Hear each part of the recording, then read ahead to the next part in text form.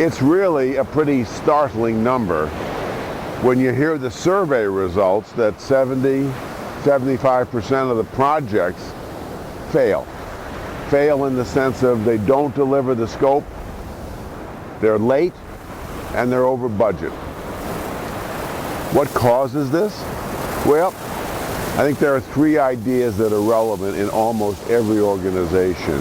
One, it is not just the project manager's fault. In fact, in many organizations where projects routinely fail, the project managers are actually doing a pretty good job.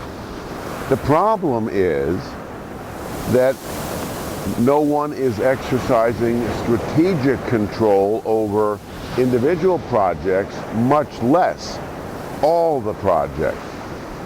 And on top of that, the organization allows absolute chaos to run rampant in the ranks of the people who work on project teams, the first-line supervisors, the individual technical contributors.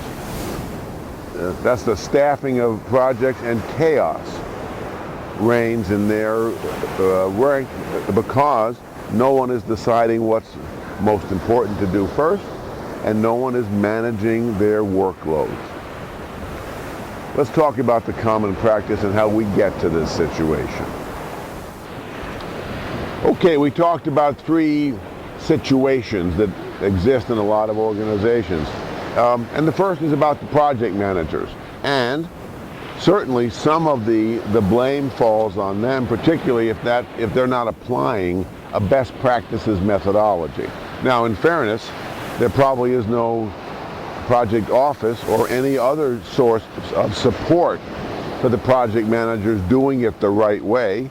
And so when they try and do it the right way, and that doesn't suit a certain executive who wants to start fast and plan as we go, as an example, project manager gets no support, and we can't reasonably expect project manager to take a career-limiting step and argue with a vice president about this. So hopefully they explain the best practices, but that's a major flaw. The project managers can't do the projects the right way.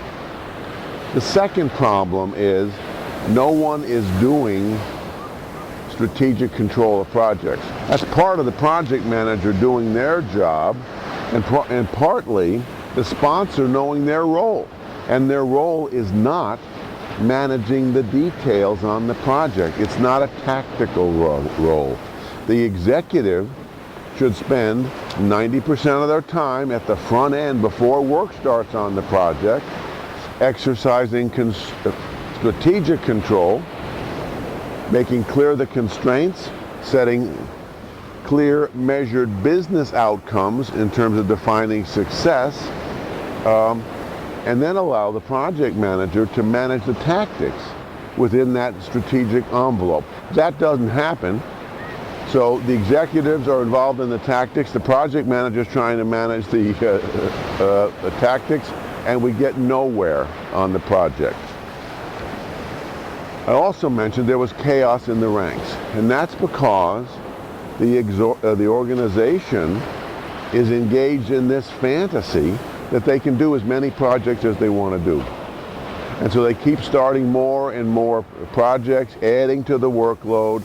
We get first-line supervisors who are spending 2/3 of their time working on projects.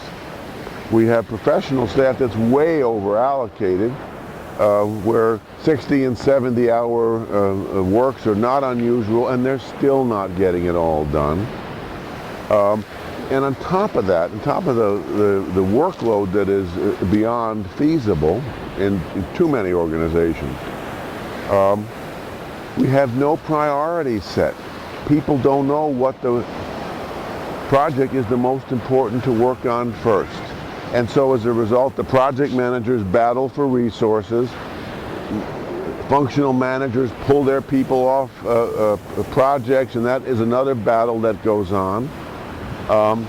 And that absence of any strategic control on the project level is a problem because people don't know what end result is wanted. And on the organizational level, we start a whole lot of projects we're never going to finish, and when you think about it, those resources are wasted, aren't they? If I put 1,000 person hours into a project which we have to cancel down the road because it's too awful to contemplate, those 1,000 hours are wasted. We might have gotten a lot better payback if we hadn't started this pointless project. So that's the common practice, and that's what causes this failure rate. And in a lot of organizations, no one at the executive, project manager, or team member level sees any way out. Let's talk about the best practices. Okay, now let's talk about the best practices and how to fix this mess. The first thing we have to have is a project management protocol. It's one side of one piece of paper. We're not talking about a book here. And in that protocol, we lay out what executives are responsible for on projects they sponsor, what project managers are accountable for doing, and what they have to produce in terms of tactical management, and what team members have to do in terms of accepting assignments, making estimates, and reporting their results. All of that is tied together with a methodology, a project management methodology that everybody uses. The executives sign off on it, we transition into it, and then everybody starts playing their role the right way. And projects don't start, let me say that again, projects don't start if we haven't followed the rules on them. If the sponsor hasn't, as an example, made clear in measurable terms what success is on the project. Because we use that to justify doing it. And if the sponsor hasn't done that step, we don't do any work on it. No team member should be assigned. The project manager has a way of doing project schedules, making assignments, and estimating. And the project manager's job is to take that strategy from the executive and detail it down to assignments where every team member, listen to this, every team member knows what's expected before they start work on their task. The assignment for every team member has a measured business outcome, and that is how we objectively measure success. So team members aren't left to try and figure out what the project manager wants. Finally, this protocol has a process for allocating resources to projects based on the priorities the executives set. That's a whole lot better than having the lowest ranking people in the organization setting the priorities. So this sounds easy, it's not. It's a hard political process. You're talking about getting executives to give up some of their decision prerogatives, and that's not easy.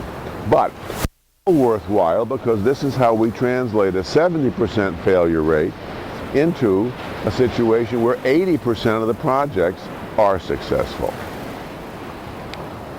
Thanks for listening.